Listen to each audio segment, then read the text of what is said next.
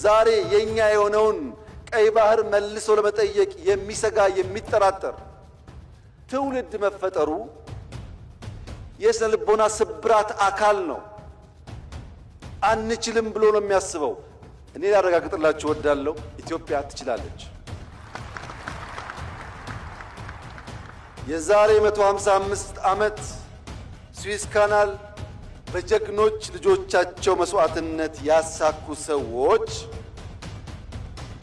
ዛሬ እፎይ ብለው በአመት በትንሹ 10 ቢሊዮን ዶላር ላፍ ያደርጋሉ።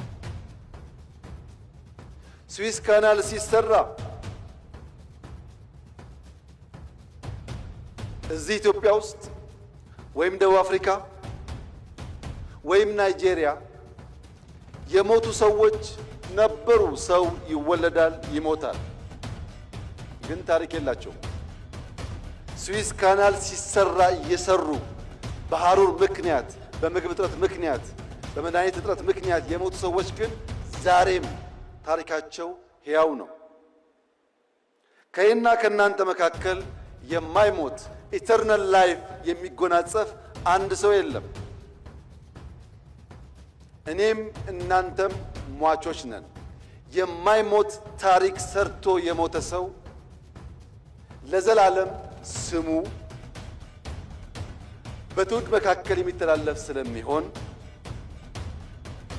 ኢትዮጵያን የሚያክል ሀገር ኢንካፕሱሌትድ ሆና ለልጆቻችን መሸጋገር አለበት ብሎ ማመን ተገቢ ሐሳብ አይደለም። ተገቢ ሐሳብ አይደለም። ይህን ለማሳካት ውጊያ፣ ግጭት ያስፈልጋል ብለን አናምንም።